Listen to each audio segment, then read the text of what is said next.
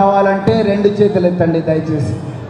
ఆశయం గెలవాలంటే రెండు చేతులు ఎత్తండి. అదేవిధంగా తెలంగాణ అమరవీరులు, ఆ అమరవీరుల త్యాగం కావాలన్నా, ఈరోజు పార్టీని వెన్నుపోటు పడుస్తూ తెలంగాణను వెన్నుపోటు పడుస్తున్న ద్రోహుల భోగం కావాలన్నా మీరు ఒక్కసారి ఆలోచించుకోండి. త్యాగం గెలవాలంటే మనం రాకేష్ రెడ్డి గారిని గెలిపించాలి మిత్రులారా.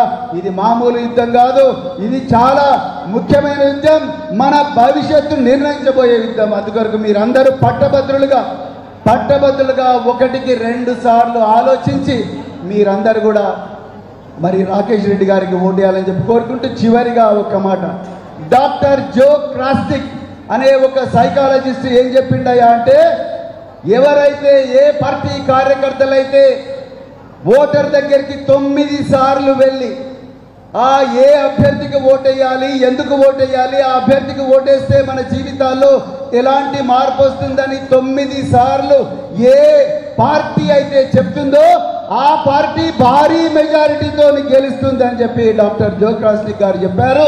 అందుకొరకే మిత్రులారా, మరి ఎన్నిసార్లు పోదాం మనం ఓటర్ల దగ్గరికి? ఎన్నిసార్లు పోదాం? కనీసం 9 సార్లు పోయి రాకేష్ రెడ్డి గారు 3వ నెంబర్లో రాకేష్ రెడ్డి గారి పేరు ఉంటుంది. అక్కడ ఏమని రాయాలి, ఏ నెంబర్ రాయాలి? అందరూ ఒక్కసారి 1 అని అందరూ చేతెత్తండి. ఒక్కసారి వేదిక మీద ఉండేవాళ్ళు, రామన్న మీరు కూడా 1వ నెంబర్ దయచేసి ఎత్తండి. 1వ నెంబర్ 3వ పొజిషన్లో ఉండే మరి రాకేష్ రెడ్డి గారికి మీరు రాయాలని చెప్పి కోరుకుంటూ, మరొకసారి ఇంత గొప్ప అవకాశం ఇచ్చిన, ఇంత గొప్ప చదువుకున్న వ్యక్తిని, ఇంత గొప్ప మేధావిని, ఇంత గొప్ప రచయితను మీకు పరిచయం చేసే అవకాశాన్ని నాకు ఇచ్చిన వర్కింగ్ ప్రెసిడెంట్ గారికి, కేటీ రామారావు గారికి మరొకసారి ధన్యవాదాలు చెప్తూ, జై తెలంగాణ. ఇప్పుడు గౌరవ అభ్యర్థి రాకేష్ రెడ్డి గారిని ఈ కార్యక్రమాన్ని ఉద్దేశించి ప్రసంగించవలసిందిగా కోరుతా ఉన్నాం.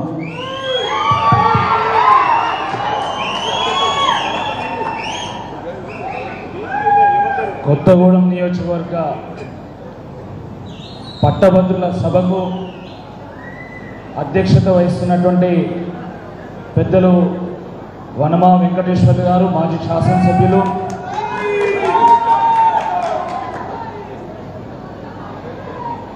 ఈ సభకు ముఖ్య అతిథిగా వచ్చేసినటువంటి మన యువతకు ఒక ప్రతినిధి, youth icon, young and dynamic leader, మన తెలంగాణ ఐటీకే కాకుండా మన తెలంగాణకే ప్రపంచవ్యాప్తంగా గుర్తింపు తీసుకొచ్చినటువంటి కేటీ రామారావు గారు,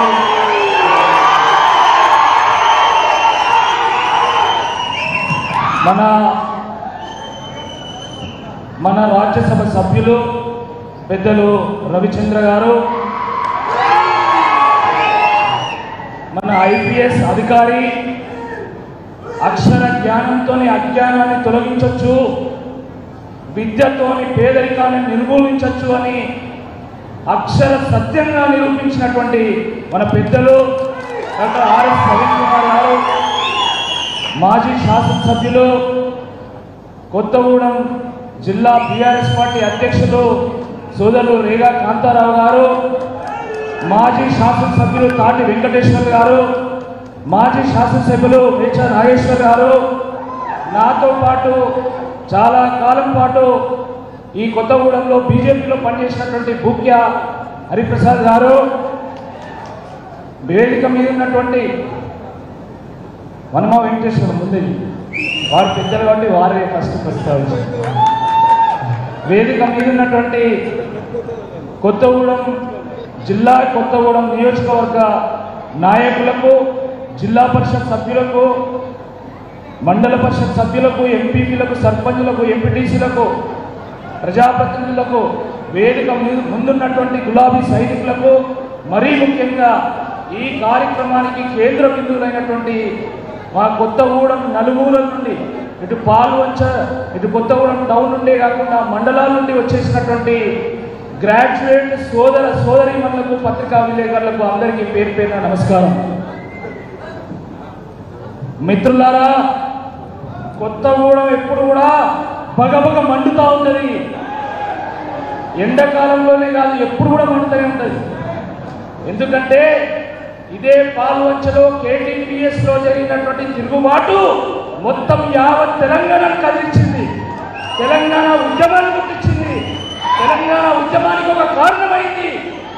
కాబట్టి కొత్తగూడెం చలికాలమా ఎండాకాలమా వానకాలమా అనే తేడా లేకుండా బగబగ మండుతూ ఉంటుంది.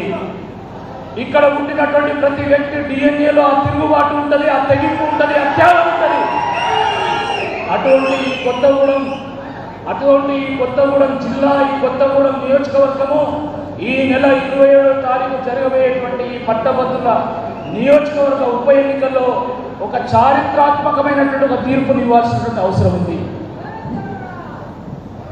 ఎందుకంటే 2 పర్యాయాల పాటు ముఖ్యమంత్రిగా ఉండి అనేక పనులు దశాబ్దాల పాటు జరిగినటువంటి పనులను కేసీఆర్ గారు ముఖ్యమంత్రిగా చేసినప్పటికీ కూడా 6 గ్యారంటీలు 420 హామీలు ఇస్తే వాటిని నమ్మి తెలంగాణ ప్రజలందరూ కూడా ఓట్లు వేసి ఏరి కోరి ఎంచుకొని మరీ కాంగ్రెస్ పార్టీని ప్రభుత్వంలోకి తీసుకురావడం జరిగింది. ప్రజాస్వామ్యంలో మార్పు సహజం, మార్పు నిరంతర ప్రక్రియ, దాన్ని ఎవరైనా కూడా స్వాగతించాల్సిందే. మన తెలంగాణ తొలి ముఖ్యమంత్రి బీఆర్ఎస్ అధినేత అయినటువంటి కేసీఆర్ గారు కూడా దాన్ని స్వాగతించారు. మేము ప్రతిపక్షంగా ఉంటాం, మేము ప్రజల పక్షంగా ఉంటాం, మేము తెలంగాణ పక్షంగా ఉంటామని చెప్పి వారు చెప్పడం జరిగింది. దాంట్లో ఇబ్బంది ఏం లేదు. కానీ ప్రజాస్వామ్యంలో ఒక ప్రభుత్వాన్ని ఎన్నుకున్నప్పుడు ఒక ప్రతిపక్షాన్ని కూడా బలోపేతం చేయాల్సినటువంటి బాధ్యత ఈ ప్రజల మీదనే ఉన్నది. ప్రభుత్వం ఎంత బలంగా ఉంటుందో ప్రతిపక్షం కూడా అంతే బలంగా ఉన్నప్పుడు మాత్రమే ప్రజాస్వామ్యం పరిణమిస్తుంది, ప్రజలకు న్యాయం చేస్తుందని చెప్పి ఈ సందర్భంగా గుర్తు చేస్తా ఉన్నాను. ఒక సందర్భం ఆసన్నమైంది.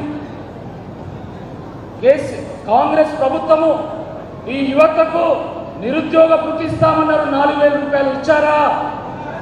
జాబ్ క్యాలెండర్ను ప్రకటించారా? 2 లక్షల ఉద్యోగాలకు సంబంధించిన నోటిఫికేషన్స్ ఇస్తామన్నారు, ఇచ్చారా? మెగా జాబ్ DSCని ప్రకటిస్తామన్నారు, ఇచ్చారా? ఎటువంటి రుసుము లేకుండా పరీక్షలను నిర్వహిస్తున్నారా? ఉద్యోగస్తులకు DL ఇస్తామన్నారు, PRC ఇస్తామన్నారు. ఈ రకంగా ఎన్నో హామీలు ఇచ్చిందో కానీ ఏ ఒక్క హామీ కూడా నెరవేర్చలేదు. కాబట్టి ఇప్పుడు మరి ప్రతిపక్షాన్ని బలోపేతం చేయాల్సినటువంటి అవసరం ఉంది. కేసీఆర్ గారి చేతులకు బలం అందించాల్సినటువంటి అవసరం ఉంది. కేసీఆర్ గారికి మీ బలాన్ని అందించాల్సినటువంటి అవసరం ఉంది. బీఆర్ఎస్ పార్టీకి బలాన్ని అందించాల్సినటువంటి అవసరం ఉంది. దానికి ఒక చక్కటి వేదిక ఈ ఎమ్మెల్సీ ఎన్నిక అని చెప్పి ఈ సందర్భంగా మీ అందరికీ కూడా గుర్తు చేస్తా ఉన్నాను. మిత్రులారా, ఒకవేళ ఈ ఉప ఎన్నికలో కాంగ్రెస్ పార్టీ ఎమ్మెల్సీ అభ్యర్థి ఓడిపోయినా కూడా ఆ ప్రభుత్వానికి వచ్చేటువంటి ముప్పేం లేదు, ఆ ప్రభుత్వం ఏమి కూలిపోదు.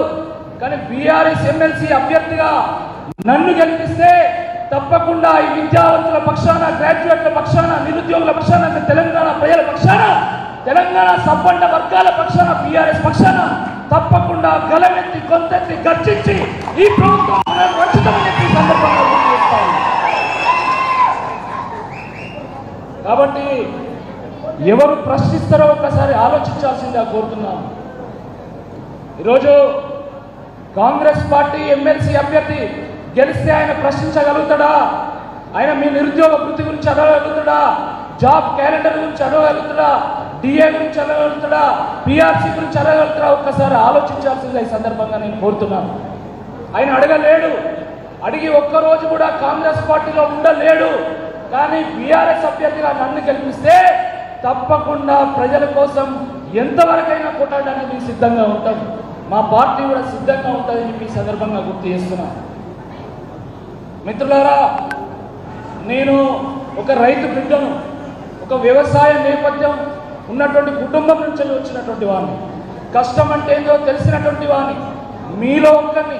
మీలాగా కష్టపడి నేను బిట్స్ పిలానీలో చదువుకొని విద్యార్థి నాయకుడుగా ఎదిగి అక్కడి నుండి అమెరికాకు వెళ్ళి 7 ఏళ్ల పాటు ఉద్యోగం చేసిన తర్వాత నా పుట్టిన గడ్డ రుణం తీర్చుకోవాలి, మా ప్రాంతానికి సేవలు అందించాలనేటువంటి ఉద్దేశంతోనే నేను ఉద్యోగానికి రాజీనామా చేసి 2013లో వరంగల్కి వచ్చి నేను భారతీయ జనతా పార్టీలో చేరి అనేక సంవత్సరాల పాటు నేను భారతీయ జనతా పార్టీలో పనిచేసిన.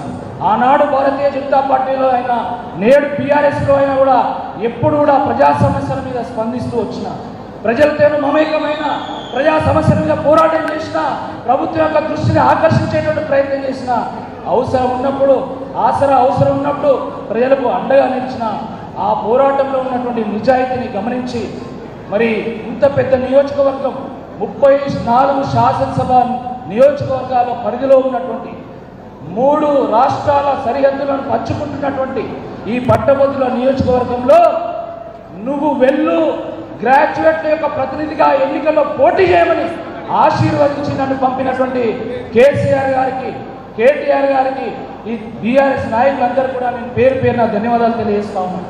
ఎందుకంటే చాలా సందర్భాల్లో యువత రాజకీయాలకు రావాలంటారు, విద్యావంతులు రాజకీయాలకు రావాలంటారు, మంచి వాళ్ళు రాజకీయాలకు రావాలంటారు. కానీ ఈరోజు మరి దాన్ని గుర్తించి ఒక యువకుడికి, ఒక విద్యావంతుడికి, ప్రజల కోసం కష్టపడేటువంటి నాకు వారు టికెట్ ఇచ్చిందంటే ఫస్ట్ వారిని మీరందరూ కూడా అభినందించాల్సిందే ఈ సందర్భంగా కోరుతా ఉన్నాను. రాజకీయాల్లో చాలా అరుదుగా, చాలా తక్కువ మందికి అవకాశాలు వస్తాయి. కానీ ఎంతో మంది యువకులను నాయకులుగా తీర్చిదిద్దినటువంటి పార్టీ బీఆర్ఎస్ పార్టీ, నాయకులు కేసీఆర్ గారు, కేటీఆర్ గారు అని చెప్పి సందర్భంగా గుర్తు చేస్తున్నాను. మిత్రులారా, చాలా మంది పెద్దలు ఉన్నారు, అనేక విషయాలు వారు చెప్తారు. కానీ ఒకటే ఒక విషయం చెప్పి నేను ముగిస్తా. మొన్న నేను ఒక సభలో మాట్లాడుతున్నటువంటి సందర్భంలో ఒక గ్రాడ్యుయేట్ లేసి నన్ను అడిగాడు, రాకేష్ రెడ్డి గారు మీరు ఎమ్మెల్సీ పోటీ చేస్తున్నారు కదా, మీరు ఏమిస్తారు మాకని అడిగారు. వాస్తవానికి నా దగ్గర మీకు ఇవ్వడానికి ఏమీ లేదు, కేవలం ఒక నిజాయితీతోని పోరాటం చేసి మీ హక్కులు సాధించడం తప్ప నా దగ్గర ఏమీ లేదు అని చెప్పి వారికి చెప్పడం జరిగింది. అక్రమంగా మిగతా వాళ్ళలాగా నేను ఒక్క రూపాయి కూడా నేను సంపాదించలేదు, ఒక్క రూపాయి ఎక్కడ వసూలు చేయలేదు, ఎక్కడ కూడా నేను లంచాలు తీసుకోలేదు, నేను నిజాయితీగా పనిచేసిన.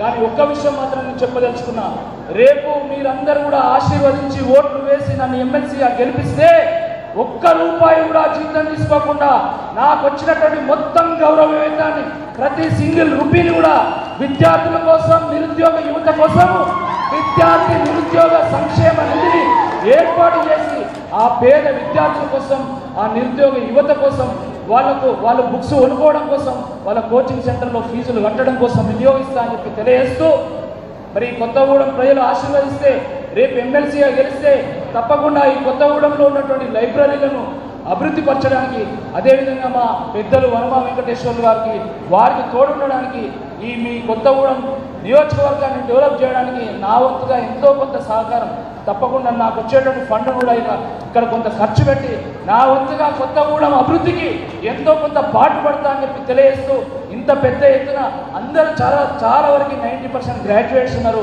90% గ్రాడ్యుయేట్స్ ఉన్నటువంటి ఈ సభలో నేను పాల్గొనడము, మీరు ఆశీర్వదించడానికి మీరు రావడం, మీ అందరూ కూడా పేరు పేరున ధన్యవాదాలు.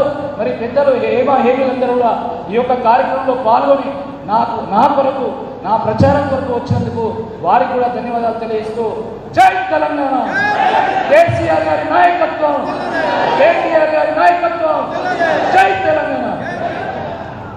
గౌరవ పెద్దలు కొత్తగూడెం నియోజకవర్గ ఇన్ఛార్జ్ అయినటువంటి మాజీ మంత్రివర్యులు గౌరవ వనమా వెంకటేశ్వరరావు గారిని ఈ కార్యక్రమాన్ని ఉద్దేశించి కోరుతారు.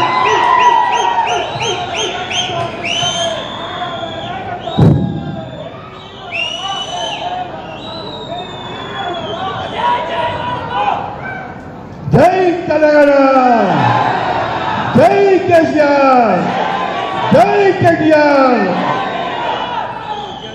ఈ రోజున మనందరి ప్రీతమ నాయకుడు రాబోయే రోజుల్లో కాబోయే నాయకుడు కేటీఆర్ గారు రాఘవేంద్ర రెడ్డి గారి గెలుపు కోసమని ప్రత్యేకంగా అమెరికా ప్రోగ్రామ్ క్యాన్సిల్ చేసుకుని ఆయన గెలిపించాలనే ఉద్దేశంతో కేసీఆర్ యొక్క ఆశీర్వాదంతో పోటీ చేస్తున్నటువంటి మిత్రుడు సోదరుడు యువ నాయకుడు విద్యావేత్త రాకేష్ రెడ్డి గారు, మనందరి నాయకుడు, పీఠమ నాయకుడు, యువ నాయకుడు కేటీఆర్ గారు, రాకేష్ రెడ్డి గారు, ఎంపీ వజ్రరాజు రవిచంద్ర గారు, అదేవిధంగా రేఖా కాంతారావు గారు, మద్దా నాగేశ్వరరావు గారు, తాటి వెంకటేశ్వర గారు, హరిప్రియ గారు, దీని వేదిక ఉన్నటువంటి పెద్దలు ఆర్ఎస్కు ప్రవీణ్ కుమార్ గారు, మీ అందరికీ కూడా తెలుసైన నాకు బాగా పరిచయం. ప్రవీణ్ కుమార్ గారు మున్సిపల్ చైర్పర్సన్ మున్సిపల్ చైర్పర్సన్ కాపు సీతామాలక్ష్మి గారు, వైస్ చైర్మన్ దామోదర్ గారు, మున్సిపాలిటీ కౌన్సిలర్స్, ఎంపీపీలు, జడ్పీటీసీలు, సర్పంచులు మొత్తం వచ్చినటువంటి, ముఖ్యంగా ప్రత్యేకంగా ఈ కార్యక్రమం వచ్చినటువంటి 50% ఉన్నటువంటి గ్రాడ్యుయేట్స్ మిత్రులు, సోదరులు అందరికీ ఉద్యోగపూర్వక కృతజ్ఞతలు తెలియజేస్తా ఉన్నా. మీ అందరూ కూడా తెలుసు, ఈ రాష్ట్రంలో కేసీఆర్ నాయకత్వంలో ఎంతో అభివృద్ధి చెందింది. కొత్తగూడెం నియోజకవర్గంలో కనీ విని అద్భుతంగా మనం అభివృద్ధి చేసుకున్నాం. మెడికల్ కాలేజీతో పాటు, కలెక్టర్ ఆఫీస్తో పాటు కింద నీళ్లు, బ్రిడ్జులు, అనేక కార్యక్రమాలు కేసీఆర్ నాయకత్వంలో మనం ఏర్పాటు చేసుకున్నాం. దానిలో భాగంగానే కొత్తగూడానికి 3,000 కోట్ల రూపాయలు మనకి నియోజకవర్గానికి అభివృద్ధి చేయడానికి వచ్చాను. భారత్కి 2,000 కోట్ల రూపాయలు, మొత్తం నియోజకవర్గానికి కేసీఆర్ నాయకత్వంలోనే మనకి అభివృద్ధి జరిగింది మనం చేస్తా ఉన్నాం. నేను ఒకటే కోరుతా ఉన్నా, ఇవాళ కాంగ్రెస్ మాయమాటలు చెప్తా ఉన్నారు. మొన్న జరిగిన ఎన్నికల్లో ప్రజలు మభ్యపెట్టి అనేక అబద్ధాలు ప్రచారం చేసి అధికారులు రావడం జరిగింది. ప్రజలకు అర్థమైపోయింది, ఇక్కడ నేను వార్డు మెంబర్ నుంచి పంచాయత్ ప్రెసిడెంట్గా, మున్సిపల్ చైర్మన్గా, ఎమ్మెల్యేగా, మంత్రిగా ఉండి, ఆర్టీ చైర్మన్గా ఉండి ప్రజలకు సేవ చేశాను. కేసీఆర్ నాయకత్వంలో రాబోయే రోజుల్లో కేసీఆర్ నాయకత్వంలో మనం అందరూ కూడా అభివృద్ధి చేయాల్సిన అవసరం ఉంది. మన నాయకుడు ఒకటే కేసీఆర్ గారు. అందుకునే అర్థమైంది ప్రజలకి, వాడ ఎవరు అభివృద్ధి చేసి అర్థమైంది. అనేక వాగ్దానాలు చేశారు. ఎక్కడి నుంచి మొన్న నేను పత్రికలు మీటింగ్ పెడితే, ఇక్కడ పార్టికల్ మీటింగ్ పెడితే అక్కడే కరెంటు పోయింది, నీళ్లు లేవు, కరెంటు లేదు, అనేకమైన శుద్ధ వాగ్దానాలు చేసినటువంటి ఈ యొక్క ప్రభుత్వాన్ని మనం నిర్ణయించాలి. అలా నిర్ణయించాలంటే మన రాకేష్ రెడ్డి గారు గెలవాలి. అందుకనే దయచేసి ఆలోచన చేయండి. ఏది ఏమైనా సరే మనం తప్పకుండా రాకేష్ రెడ్డి గెలవాలి. మొన్ననే తప్పు చేయడం జరిగింది, ఎంతో సేవ చేయడం జరిగింది మీకోసమని. మన కేసీఆర్ నాయకత్వంలో ఆయన వచ్చి ఈ ప్రాంతాన్ని తిరిగాడు. కానీ మొన్న జరిగిన ఎన్నికల్లో ప్రజలు మభ్యపెట్టి వాడు గెలవడం జరిగింది. మళ్ళీ ఎప్పుడు తప్పు చేయొద్దు. మళ్ళీ కేసీఆర్ నాయకత్వం కావాలంటే రాకేష్ రెడ్డి గారిని గెలిపించాల్సిన అవసరం వస్తేనే మనం చేస్తూ మీ అందరికీ శుభాకాంక్షలు. జై కేసీఆర్, జై కేసీఆర్, జై రాకేష్ రెడ్డి, జై వజ్రరాజు రవిచంద్ర గారు. కల్వకుంట్ల వారసుడు గత ప్రభుత్వంలో విద్యార్థులకు పెద్దపీట వేయాలని తాపత్రయపడి 10 సంవత్సరాల పాటు మరి పెద్దపీట వేసి మన నాయకుడిగా ఈరోజు విద్యావంతుల్ని రాకేష్ రెడ్డి గారిని గెలిపించడం కోసం వారు ఈరోజు మన జిల్లాకు వచ్చినటువంటి శుభ సందర్భంలో వారు మరి విద్యార్థులని, గ్రాడ్యుయేట్స్ని, అదేవిధంగా ఉద్యోగస్తుల్ని ఉద్దేశించి మరి భవిష్యత్తుకు దిశానిర్దేశాన్ని ఇచ్చే విధంగా, కేడర్కి కూడా దిశానిర్దేశాన్ని ఇచ్చే విధంగా అశ్వరావుపేట, కొత్తగూడెం నియోజకవర్గం నుండి హాజరైనటువంటి మరి గ్రాడ్యుయేట్స్ అందరిని ఉద్దేశించి ప్రసంగించవలసిందిగా కోరుతా ఉన్నాం. జై తెలంగాణ, జై తెలంగాణ.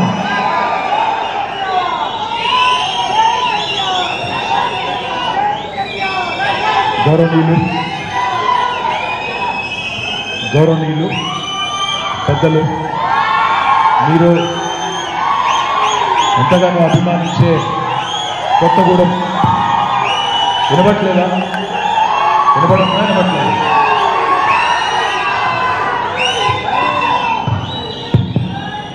మీరు ఎంతగానో అభిమానించే కొత్తగూడెం మాజీ శాసనసభ్యులు మాజీ మంత్రివర్యులు పెద్దలు శ్రీ వనమా వెంకటేశ్వరరావు గారికి, గౌరవనీయులు పెద్దలు జిల్లా బీఆర్ఎస్ పార్టీ అధ్యక్షులు పినపాక మాజీ శాసనసభ్యులు మాజీ ప్రభుత్వ విప్ గౌరవనీయులు శ్రీ రేగా కాంతారావు గారు, గౌరవనీయులైన పెద్దలు అశ్వరావుపేట మాజీ శాసనసభ్యులు సోదరులు మెచ్చా నాగేశ్వరరావు గారు, మరొక మాజీ శాసనసభ్యులు పెద్దలు శ్రీ తాటి వెంకటేశ్వర్లు గారు, గౌరవనీయులైన రాజ్యసభ సభ్యులు మీ అందరికీ సుపరిచితులు పెద్దలు అన్న శ్రీ వద్దిరాజు రవిచంద్ర గారు, నాగర్ కర్నూలు పార్లమెంటుకు కాబోయే పార్లమెంట్ సభ్యులు ఇప్పటిదాకా స్ఫూర్తిదాయకంగా మిమ్మల్ని అందరినీ ఆకట్టుకునే విధంగా ప్రసంగించిన గౌరవ పెద్దలు డాక్టర్ ఆర్ఎస్ ప్రవీణ్ కుమార్ గారు, గౌరవనీయులైన వేదికపైన ఆశీనులైన మా ఇల్లెందు మాజీ శాసనసభ్యురాలు, ఇప్పుడే ఇల్లెందులో బ్రహ్మాండమైన సభ నిర్వహించిన మా చెల్లెలు సోదరి శ్రీమతి బానోత్ హరిప్రియా నాయక్ గారు, అదేవిధంగా వేదికపైన ఆశీనులైన గౌరవనీయులైన మన జిల్లిగాల రాజేందర్ గారికి, అదేవిధంగా వేదిక పైన ఉన్న మున్సిపల్ చైర్పర్సన్ శ్రీమతి సీతామహాలక్ష్మి గారికి, అదేవిధంగా గౌరవ కౌన్సిలర్లకు, మండల ప్రజా పరిషత్ అధ్యక్షులకి, మున్సిపల్ వైస్ చైర్మన్ గారికి, వేదిక పైన ఆశీనులైన గౌరవనీయులైన ప్రజాప్రతినిధులకి, నేను ఎవరెవరి పేర్లు అయితే చెప్పలేదో వాళ్ళు దయచేసి మనసులోనే తిట్టుకోండి, బయట తిట్టుకోండి. అదేవిధంగా అందరికంటే ముఖ్యంగా వేదిక ముందు మరి ఇంత ఓపికగా ఇంతసేపటి నుంచి మరి తమ్ముడు రాకేష్ రెడ్డి గారి కోసం, ఆయన గెలుపు కోసం ఈరోజు కొత్తగూడెంలో మీ సంఘీభావాన్ని మీ మద్దతును తెలియజేయడానికి వచ్చేసిన మా ఆడబిడ్డలకు అన్నదమ్ములందరికీ శిరస్సు వంచి హృదయపూర్వకంగా నమస్కారాలు. మరి ఈరోజు పెళ్లి కొడుకు మా తమ్ముడు రాకేష్ రెడ్డి గారిని మీరందరూ కూడా ఆశీర్వదిస్తారని, పెళ్లి కొడుకు అంటే నిజంగా పెళ్లి కాలేదనుకున్నారు, తమ్ముడు చిన్న కనబడుతున్నాడు కానీ పెళ్ళి అయిపోయింది, పిల్లలు కూడా ఉన్నారు, కొడుకు కూడా ఉన్నాడు. కాబట్టి పెళ్లి కొడుకు ఆయన కొత్తగూడెంలో పెళ్లి కూతురు చూశారు, అట్లాంటిది ఏం లేదు. తమ్ముడు రాకేష్ రెడ్డి గారికి ఆశీర్వదించడానికి వచ్చేసిన మీ అందరికీ పేరు పేరున ధన్యవాదాలు. పాత్రికేయ మిత్రులకు కూడా ప్రత్యేక నమస్కారాలు.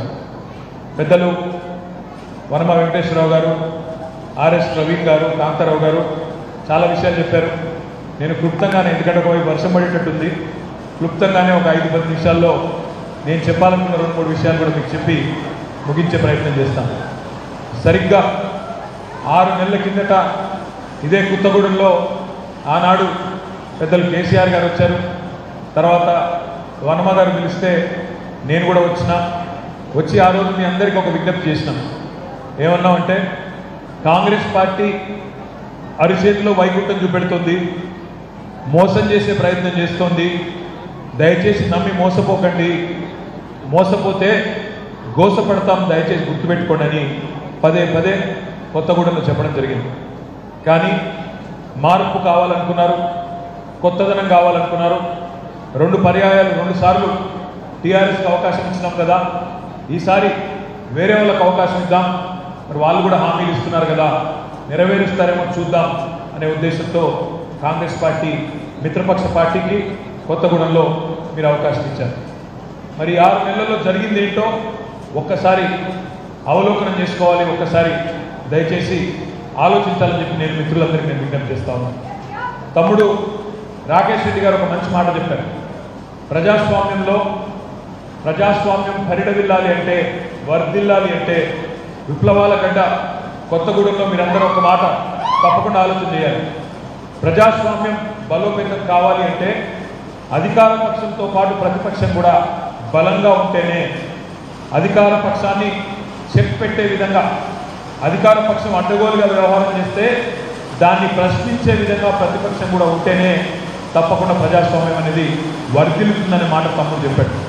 నిజానికి పెద్దలు డాక్టర్ బాబాసాహెబ్ అంబేద్కర్ గారు రాజ్యాంగంలో అప్పర్ హౌస్, లోవర్ హౌస్ అని 2 హౌజులు పెట్టినారు. కేంద్రంలో లోక్సభ ఉంటుంది, రాజ్యసభ ఉంటుంది, రాష్ట్రంలో శాసనసభ ఉంటుంది, శాసన మండలి ఉంటుంది. ఎందుకు 2 హౌజులు ఎందుకు అవసరం అంటే, దానిలో ఒక ప్రత్యేకమైన ఆలోచనతో పెట్టినారు. లోక్సభ డైరెక్ట్గా ప్రజలు ఓట్లేస్తే పార్లమెంట్ సభ్యులు గెలిచి లోక్సభలో కొలువు తీరుతారు. శాసనసభలో ప్రజలు ఓట్లేస్తే డైరెక్ట్గా ఎమ్మెల్యేలు గెలిచి శాసనసభలో కొలువు తీరుతారు. కానీ ఒకవేళ శాసనసభ కానీ లోక్సభ కానీ మందబలంతో ఒకటే పార్టీకి ఏకపక్షమైన తీర్పు వస్తే ఆ ఏకపక్షమైన పోకడలు పోకుండా, నియంతృత్వ పోకడలు పోకుండా ఇచ్చిన మాట నిలబెట్టుకునే విధంగా శాసన మండలి కానీ రాజ్యసభ కానీ ఉన్నట్టయితేనే ఆ బ్యాలెన్స్ ఉంటుంది. లేకపోతే అధికార పక్షం నియంతృత్వ పోకడలు పోతుందనే ఉద్దేశంతో డాక్టర్ బాబాసాహెబ్ అంబేద్కర్ గారు రాజ్యాంగంలోనే ఈ రెండు సభలకు కూడా ఆలోచన చేసినారు. ఇవాళ శాసన మండలి విషయం ఏమైనా తీసుకుంటే అందులో 5 కోవలు 5 కేటగిరీలకు సంబంధించిన వ్యక్తులు ఉంటారు. ఒకటి గ్రాడ్యుయేట్ల ద్వారా, గ్రాడ్యుయేట్ ఓటర్ల ద్వారా విద్యావంతుల గళాన్ని వినిపించే శాసన మండలి సభ్యులు గ్రాడ్యుయేట్ ఓటర్లు, గ్రాడ్యుయేట్ ఎమ్మెల్సీలు ఉంటారు. మరొకటి మన గౌరవ ప్రజాప్రతినిధులు స్థానిక సంస్థల్లో ఎంపీటీసీలు కానీ, జెడ్పీటీసీలు కానీ, మున్సిపల్ కౌన్సిలర్లు కానీ మీ వాదన స్థానిక సంస్థలు, స్థానిక ప్రభుత్వాల యొక్క మరి వాటి పరిస్థితుల గురించి చెప్పడానికి, వాటికి ప్రభుత్వం ఏదన్నా అన్యాయం చేస్తే ఫైనాన్స్ కమిషన్లోనో ఇంకోటో తమకు రావాల్సిన నిధులు సక్రమంగా వాటి గురించి ప్రస్తావించడానికి లోకల్ బాడీ ఎమ్మెల్సీలు ఉంటారు. మూడవది ఎమ్మెల్యేల ద్వారా నేరుగా ఎన్నుకునే ఎమ్మెల్సీలు ఉంటారు. నాలుగవది గవర్నర్తో నామినేట్ అయ్యే ఎమ్మెల్సీలు ఉంటారు. ఐదవది టీచర్లు ఓటేసి గెలిపించే టీచర్ ఎమ్మెల్సీలు ఉంటారు. 5 కేటగిరీల్లో 40 మంది ఎమ్మెల్సీలు ఈరోజు శాసన మండలిలో కొలువు తీరి ఉంటారు. నేను మీ అందరినీ కోరేది ఒకటే, కొత్తగూడెం మీరు మొన్ననే 6 నెలల కిందట కాంగ్రెస్ పార్టీకి అవకాశం ఇచ్చినారు. ఇవాళ రేవంత్ రెడ్డి గారి నాయకత్వంలో మరి ప్రభుత్వం కొలువు తీరింది, ప్రభుత్వం నడుస్తూ ఉంది. రేవంత్ రెడ్డి గారు, కాంగ్రెస్ నాయకులు, ఇక్కడ ఉన్న సిపిఐ ఎమ్మెల్యే గారు, వారి మిత్రపక్షం మీకు ఎన్ని హామీలు ఇచ్చినారో ఒక్కసారి గుర్తు తెచ్చుకోండి. ఇక్కడ కూర్చున్న వాళ్ళలో దాదాపు 90%, 95% మంది రైతు బిడ్డలే నేను అనుకుంటా ఉన్నాను, రైతు కుటుంబాల నుంచి వచ్చిన వాళ్ళే అని చెప్పి నేను అనుకుంటా ఉన్నాను. మీరు దయచేసి ఒక్క నిమిషం రైతులకు ఈ ప్రభుత్వం ఎన్ని హామీలు ఇచ్చింది, ఎన్ని అమలు చేసింది, ఏ దిశగా ఈ ప్రభుత్వం నడుస్తున్నది ఒక్కసారి గుర్తు తెచ్చుకోండి, ఒక్కసారి ఆలోచించండి. రేవంత్ రెడ్డి గారు స్వయంగా చెప్పినారు, కేసీఆర్ గారు ₹1,00,000 రుణమాఫీ చేసినారు, ఆ రుణమాఫీ చేసిన ఓట్లన్నీ నాకే వస్తాయనుకుంటున్నాడు. నేను విజ్ఞప్తి చేస్తున్నా రైతు సోదరులారా, మీరందరూ వెంటనే బ్యాంకుకు కొండి. కేసీఆర్ గారి ద్వారా ₹1,00,000 రుణమాఫీ జరిగిన వాళ్ళు కూడా బ్యాంకుకు కొండి. తాజాగా కొత్తగా మరొక ₹2,00,000 రుణం తెచ్చుకోండి. నేను వస్తున్నా డిసెంబర్ 9 నాడు మొదటి సంతకం పెడతా, రుణమాఫీ చేస్తా. మీరు వెంబడే కొండి, రుణం తెచ్చుకోండి, నేను ఎంబడే రాగానే సంతకం పెడతాను అనే మాట, డిసెంబర్ 9 నాడే 2 లక్షల రుణమాఫీ చేస్తానని చెప్పిన మాట గుర్తు పెట్టుకోండి అని చెప్పి, గుర్తు తెచ్చుకోండి అని చెప్పి నేను విజ్ఞప్తి చేస్తా ఉన్నాను. దుమ్మెత్తి పోసినారు కేసీఆర్ ప్రభుత్వం మీద. ఏమన్నారు? కేసీఆర్ గారు భూస్వాములకే డబ్బులు ఇస్తున్నాడు, భూ యజమానులకే డబ్బులు ఇస్తున్నాడు, కౌలు రైతులను పట్టించుకోవడం లేదు. కేసీఆర్ భూ యజమానులకు రైతు బంధు ఇస్తే నేను కౌలు రైతులకు కూడా రైతు బంధు ఇస్తానన్నాడు. మరి కౌలు రైతులకు రైతు భరోసా వచ్చిందా, రైతు బంధు వచ్చిందా రాలేదా నాకంటే బాగా మీకే తెలుసు. నిజంగా చెప్పాలంటే కేసీఆర్ గారు ఉన్నప్పుడేమో నాట్లు వేసేటప్పుడు రైతు బంధు పడేది, కేసీఆర్ గారు ఉన్నప్పుడు వరి నాట్లు వేసే టైంలో రైతు బంధు పడేది. రేవంత్ రెడ్డి గారు వచ్చిన తర్వాత ఓట్లు వేసే టైంలో రైతు బంధు వేసి ఆలోచన చేస్తూ ఉన్నాడు రేవంత్ రెడ్డి గారు, మీ కళ్ళ ముందే కనబడతా ఉంది. కౌలు రైతులకు మాటిచ్చి తప్పిండు, వ్యవసాయ రైతు కూలీలకు నెలకు ₹1,000 అన్నాడు, వాళ్ళకు కూడా నెరవేరలేదు. ఒక్కటంటే ఒక్క హామీ రైతులకు ఇచ్చింది, నెరవేరలేదు. కానీ ముఖ్యమంత్రి తెంపరితనం చూడండి, ఈ ముఖ్యమంత్రి ఎంత పచ్చిగా అబద్ధాలు చెప్తున్నాడంటే నిజంగా అలా అబద్ధాలు చెప్పాలంటే ధైర్యం కావాలి. డైరెక్ట్గా చెప్తున్నాడు ఆయన ఎన్నికల ప్రచారంలో, 6 గ్యారెంటీలు ఇచ్చినాము, 5 గ్యారెంటీలు అమలైపోయినాయి అని ముఖ్యమంత్రి గారు చెప్తా ఉన్నారు. నేను ఇక్కడికి వచ్చిన మా తమ్ముళ్ళని, మా చెల్లెలని నేను అడుగుతా ఉన్నా, 6 గ్యారెంటీల్లో 5 గ్యారెంటీలు అమలైన మాట వాస్తవమేనా? రేవంత్ రెడ్డి గారు చెప్పే మాట వాస్తవమా, అబద్ధమా? అబద్ధం అంటే ఒక్కసారి చేయలేబట్టండి, అబద్ధమైతే ఒక్కసారి చేయలేబట్టండి. మరి అబద్ధమైతే ఈ అబద్ధాల ప్రభుత్వాన్ని, అబద్ధాల ముఖ్యమంత్రిని తప్పకుండా ప్రశ్నించే గలం రాకేష్ రెడ్డి రూపంలో రేపు శాసనమండలికి పంపించండి అని చెప్పి నేను విజ్ఞప్తి చేస్తా ఉన్నాను. మీ అందరికీ మాట ఇచ్చినాడు, రైతులతో పాటు ప్రతి వర్గానికి మాట ఇచ్చినాడు. మా ఆడబిడ్డలు ఇక్కడ ఉన్నారు. రాష్ట్రంలో తెలంగాణలో 18 ఏళ్ళు నిండిన ఆడబిడ్డలందరికీ నెలకు 2,500 రూపాయలు నేను వారి ఖాతాలో వేస్తాను, 100 రోజుల్లోనే ఈ కార్యక్రమం పూర్తి చేస్తాను అన్నాడు. ఇవాళ బాధ ఎక్కడ అనిపిస్తుందంటే రేవంత్ గారు నమ్ముతున్నాడు బలంగా, ఒక్కసారి కాదు మిమ్మల్ని ఎన్నిసార్లు మోసం చేయొచ్చు అనుకుంటా ఉన్నాడు. అందుకే రాహుల్ గాంధీ గారు తెలంగాణకు వచ్చి అబద్ధం చెప్తాడు. ఎప్పుడో ప్రారంభమైన మహాలక్ష్మి పథకం నెలకు 2,500 రూపాయలు ఖాతాల్లో పడుతూ ఉన్నాయి అని ఆదిలాబాద్లో రాహుల్ గాంధీ గారు చెప్తారు.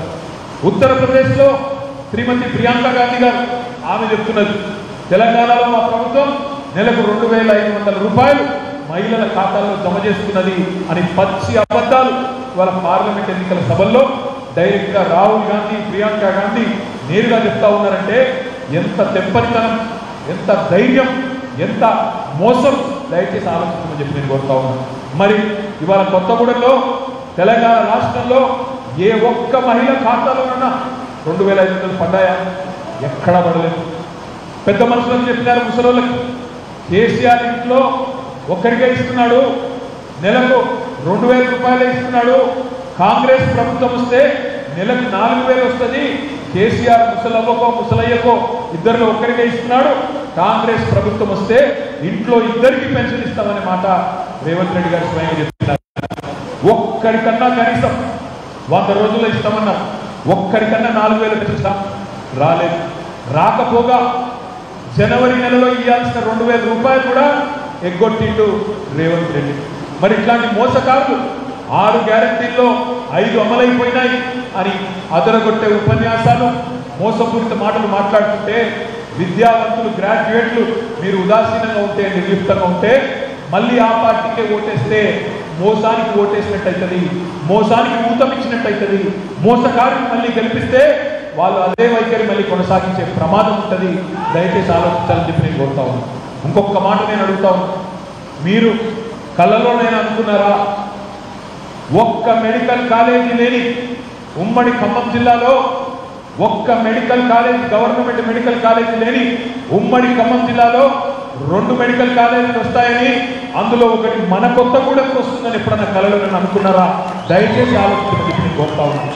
65 ఏళ్లలో స్వాతంత్రం వచ్చిన తర్వాత 65 ఏళ్లలో ఆనాడు కాంగ్రెస్ ప్రభుత్వం ఉన్నప్పుడు 65 ఏళ్లలో మొత్తం తెలంగాణలో పెట్టిందే 3 మెడికల్ కాలేజీలు. కానీ 9.5 ఏళ్ల కేసీఆర్ గారి ప్రభుత్వంలో ఆ సంఖ్యను 33 మెడికల్ కాలేజీలకు తీసుకొని పోయిన మాట వాస్తవమా కాదా ఒక్కసారి ఆలోచించమని చెప్పి నేను కోరుతా ఉన్నాను.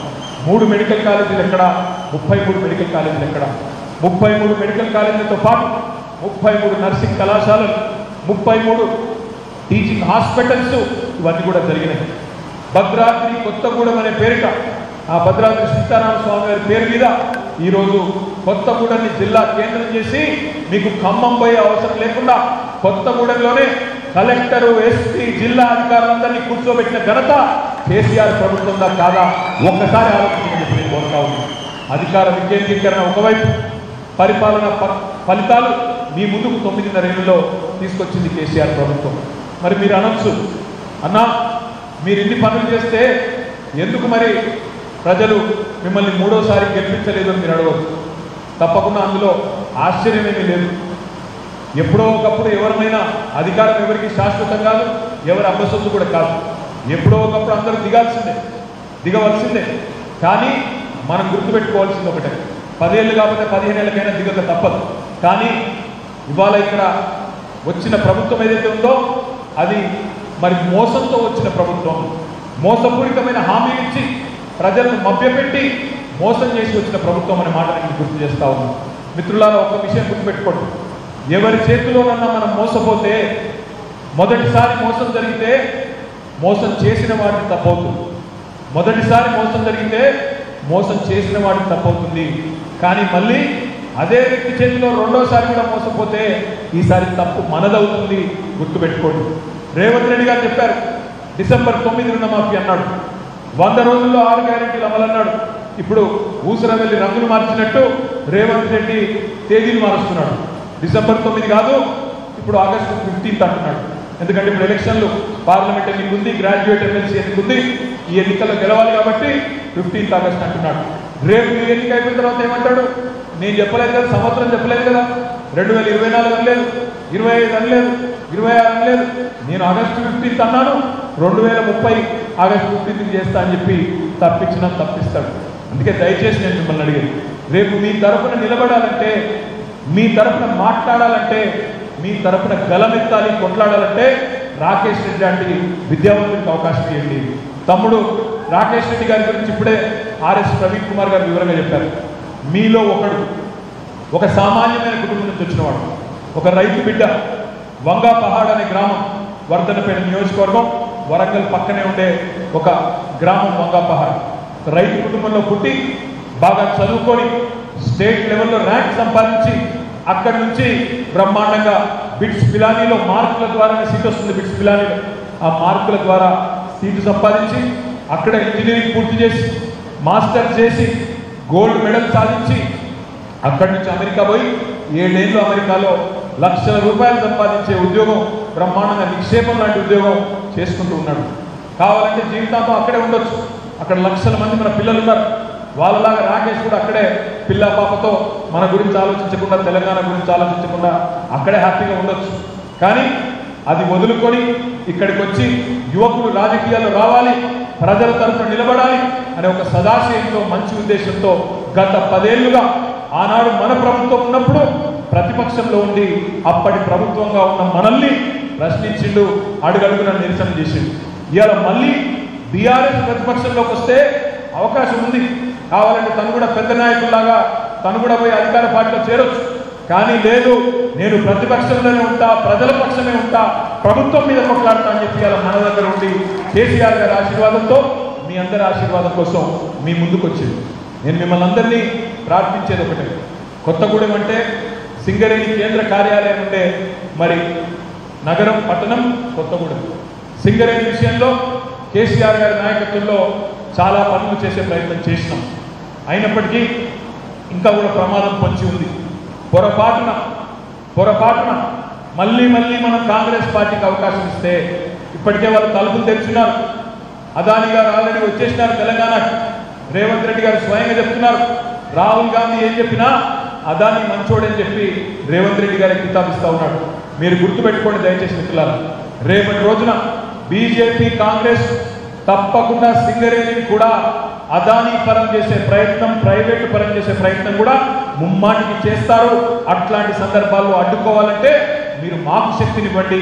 తమ్ముడు రాకేష్ రెడ్డి లాంటి వ్యక్తిని శాసన మండలికి పంపండి. అవసరమైతే శాసన మండలిని స్తంభింపజేసైనా సరే మీకోసం, సింగరేణి కోసం పోరాడే సత్తా ఉన్నవాడు రాకేష్ రెడ్డి. ఇంకొక మాట కూడా నేను అడుగుతా ఉన్నాను ఇక్కడికి వచ్చిన మా గ్రాడ్యుయేట్ మిత్రులను, మీకోసం ఆనాడు తెలంగాణ ప్రభుత్వం ఉన్నప్పుడు, బీఆర్ఎస్ పార్టీ ఉన్నప్పుడు 10 ఏళ్లలో 2 లక్షల ఉద్యోగాలు ప్రభుత్వ రంగంలో భర్తీ చేసిన ప్రభుత్వం టీఆర్ఎస్ ప్రభుత్వం. కానీ దురదృష్టం, మేము మీకు చెప్పుకోలేకపోయినాం. మా మీద దుష్ప్రచారం బ్రహ్మాండంగా జరిగింది. భారతదేశంలో ఎక్కడా లేని విధంగా ఒక రాష్ట్రంలో 2 లక్షల ఉద్యోగాలు ప్రభుత్వ రంగంలో భర్తీ చేసినప్పటికీ దురదృష్టవశాత్తు ఆ విషయంలో పిల్లల్ని కన్విన్స్ చేసుకోలేకపోయినాం. సోషల్ మీడియాలో జరిగిన దుష్ప్రచారం, పేపర్ లీక్ల మీద జరిగిన దుష్ప్రచారం, దానివల్ల ఒక రకమైన వ్యతిరేకత మీ అందరిలో కూడా డెవలప్ అయింది. నేను మిమ్మల్ని ప్రార్థిస్తా ఉన్నా, ఆలోచించమని కోరుతా ఉన్నాను. ఇప్పుడైతే మా ప్రభుత్వం లేదు, ప్రతిపక్షంలో ఉన్నాం. భారతదేశంలో 2014 నుండి 2024 వరకు 10 ఏళ్ల టైంలో మీరు మీ దగ్గరికి ప్రచారం కోసం వచ్చే బీజేపీ నాయకులను అడగండి, కాంగ్రెస్ నాయకులను అడగండి. భారతదేశంలో ఏదన్నా ఒక్క రాష్ట్రంలో తెలంగాణ కంటే ఎక్కువ ప్రభుత్వ ఉద్యోగ భర్తీలు చేసినట్టు రుజువు చేస్తే నేను రాజీనామా చేసిపోతా అని చెప్పి నేను విజ్ఞప్తి చేస్తా ఉన్నాను. 2 లక్షల ఉద్యోగ భర్తీలు తెలంగాణ ప్రభుత్వం చేసింది కేసీఆర్ గారి నాయకత్వంలో. దురదృష్టవశాత్తు మీకు మేము ఎప్పటికప్పుడు చెప్పుకోలేకపోయినాం. వాళ్ళ రేవంత్ రెడ్డి గారు ఆశ్చర్యం ఏంటంటే విచిత్రంగా అనిపిస్తుంది అప్పుడప్పుడు. ఇప్పుడు ఉద్యోగ నియామకాలు చేయాలంటే ఏం చేయాలి? ముందు నోటిఫికేషన్ ఇవ్వాలి, ఆ తర్వాత రాత పరీక్ష పెట్టాలి, ఆ తర్వాత ఇంటర్వ్యూ పెట్టాలి, ఆ తర్వాత సెలెక్ట్ అయిన వాళ్ళకి అపాయింట్మెంట్ లెటర్స్ ఇవ్వాలి. రేవంత్ రెడ్డి గారు చెప్తున్నారు 30,000 ఉద్యోగాలు ఇచ్చినా అని చెప్తున్నాడు తన ప్రభుత్వం వచ్చినాక. ఒక్కసారి ఆలోచించమని కోరుతున్నా ఇక్కడికి వచ్చిన మా మిత్రులందరూ. రేవంత్ రెడ్డి ప్రభుత్వం వచ్చిన తర్వాత, కాంగ్రెస్ ప్రభుత్వం వచ్చిన తర్వాత ఒక్క నోటిఫికేషన్ అన్న వచ్చిందా? మెగా డిఎస్సి అయిందా? నోటిఫికేషన్లు జాబ్ క్యాలెండర్ అన్నారు, జరిగిందా? మరి వాళ్ళ నోటిఫికేషన్ ఇవ్వకుండానే 30,000 ఉద్యోగాలు ఇచ్చిన మొట్టమొదటి ముఖ్యమంత్రి రేవంత్ రెడ్డి గారు నోటిఫికేషన్ ఇవ్వలేదు. మరి ఉద్యోగాలు ఎక్కడి నుంచి వచ్చినాయంటే ఆనాడు కేసీఆర్ గారి ప్రభుత్వంలో ఇచ్చిన ఉద్యోగ నియామకాలు జరిపిన మొత్తం ప్రక్రియ అంతా పూర్తయి కేవలం న్యాయపరమైన చిక్కులతో లీగల్ లిటిగేషన్లతో చివరి నిమిషంలో ఆగిపోయిన ఉద్యోగాలు, వాటికి కాగితాల వల్ల రేవంత్ రెడ్డి ఇచ్చి నేను ఇచ్చిన ఉద్యోగాలని చెప్పి తన ఖాతాలో వేసుకునే ప్రయత్నం చేస్తూ ఉన్నాడు. అందుకే నేను అడుగుతా ఉన్నాను, మొదటి సంవత్సరంలో 2 లక్షల ఉద్యోగాలు ఇస్తాం ప్రభుత్వ రంగంలో అని చెప్పిండు రేవంత్ రెడ్డి. మరి రేపటి రోజున తమ్ముడు రాకేష్ రెడ్డిని మీరు ఎమ్మెల్సీగా పంపిస్తే ఎక్కడ పోయినా 2 లక్షల ఉద్యోగాలని చెప్పి మీ తరఫున నిలదీస్తాడు, మీ తరఫున గల్లాబట్టి అడిగే సత్తా ఉన్నవాడు రాకేష్ రెడ్డి. 30,000 ఉద్యోగాలని చెప్పి పూటకపు మాటలు చెప్పి వాళ్ళ మిమ్మల్ని వంచే ప్రయత్నం ఏదైతే ప్రభుత్వం చేస్తుందో దాని తరఫున ప్రశ్నించాలంటే, కొట్లాడాలంటే ఇట్లాంటి విద్యావంతులు అక్కడ ఉండాలి. ఈ సందర్భంలో ప్రభుత్వం మనల్ని మోసం చేసే ప్రయత్నం చేస్తున్న పరిస్థితుల్లో ఈ సందర్భంలో అక్కడ ఉండాల్సింది ప్రభుత్వాన్ని ప్రశంసించే గొంతులు కాదు, ప్రభుత్వాన్ని ప్రశ్నించే గొంతు ఉండాలి. అక్కడ ఉండాల్సింది అధికార స్వరాలు కాదు, ధిక్కార స్వరం ఉండాలి. గట్టిగా గల్లాబట్టి నిలదీసే దమ్మున్న నాయకుడు ఉండాలి. కొత్తగూడెంలో ఇప్పుడే తమ్ముడు చెప్తా ఉన్నాడు, ఎప్పుడు అగ్నిగుండంలాగా మండుతుంటుంది కొత్తగూడెం. ఎప్పుడు చూసినా ఉష్ణోగ్రతల పరంగా మొత్తం రాష్ట్రంలోనే నెంబర్ 1 స్థానంలో ఉంటారు. మీరు రేపటి రోజున కూడా అదే పద్ధతుల్లో ఓట్లలో కూడా తప్పకుండా అగ్నిగుండంలాగా అద్భుతమైన ఫలితం రాకేష్ రెడ్డి గారికి ఇవ్వాలని చెప్పి కూడా నేను కోరుతా ఉన్నాను. ముగించే ముందు నేను మీకు చేసే విజ్ఞప్తి ఒకటే, ఒక రకమైన మోసం కాదు. టెట్ పరీక్షల్లో మోసం, 2 లక్షల ఉద్యోగాల్లో మోసం, ఉద్యోగులకు ప్రభుత్వ ఉద్యోగులకు ఇస్తానన్న డిఏల విషయంలో మోసం, మొదటి క్యాబినెట్లో మెగా డిఎస్సీ అని చెప్పిన మోసం, ఇవన్నీ గుర్తుపెట్టుకోండి. ఓటింగ్కి పోయే నాడు మే 27 నాడు తొందరపడి ఆలోచించకుండా ఓటేయొద్దు. ఆచి తూచి ఎవరైతే మనకు కరెక్ట్ ఆలోచించండి. యువతల వైపు గోల్డ్ మెడలిస్ట్ ఉన్నాడు, అవతల వైపు ఎవరున్నారో మీకు తెలుసు. కాంగ్రెస్ పార్టీ నుంచి ఇవాళ ఒక బ్లాక్ మెయిలర్ మీడియాను అడ్డం పెట్టుకొని, యూట్యూబ్ ఛానల్ని అడ్డం పెట్టుకొని తెల్లారు లేస్తే బ్లాక్ మెయిల్ దందాలు చేసే ఒక వ్యక్తిని కాంగ్రెస్ పార్టీ అలా అభ్యర్థిగా మీ ముందుకు తెస్తా ఉంది. ఎవరు మనకు కరెక్టు, ఎవరు మన వాదన వినిపించగలుగుతారు, ఎవరు ప్రభుత్వంతో పోరాటం చేయగలుగుతారు, ఎవరు ప్రభుత్వాన్ని ప్రశ్నించైనా సరే మన హక్కులు సాధించగలుగుతారు, దయచేసి అట్లాంటి వ్యక్తికి అవకాశం ఇవ్వండి. రాకేష్ రెడ్డి గారిది 3వ నంబర్లో పేరున్నది. ఈ ఎన్నికల్లో గుర్తులుండవు, కారు గుర్తుండదు, చేయి గుర్తుండదు, ఏ గుర్తుండదు. ఈ ఎన్నికల్లో పేర్లు మాత్రం ఉంటాయి. 3వ నంబర్ ఏనుగుల రాకేష్ రెడ్డి గారిది. దాని పక్కన ఉండే బాక్స్లో 1వ నంబర్ 1 ఒక సింగిల్ ప్రయారిటీ ఓటు వేయండి. దయచేసి తమ్ముడు రాకేష్ రెడ్డి గారిని ఆశీర్వదించి శాసన మండలికి పంపండి. మరింత చక్కటి కార్యక్రమాన్ని వాళ్ళ కొత్తగూడెంలో ఏర్పాటు చేసిన మీ అందరికీ పేరు పేరున ధన్యవాదాలు తెలియజేస్తూ, గౌరవనీయులు మెచ్చా నాగేశ్వరరావు గారికి, అదేవిధంగా తాటి వెంకటేశ్వర్లు గారికి పేరు పేరున అశ్వరావుపేట నుండి కూడా వచ్చేసిన మా గ్రాడ్యుయేట్ సోదరులకి సోదరిమణులకు కూడా ధన్యవాదాలు తెలియజేస్తూ, జై తెలంగాణ.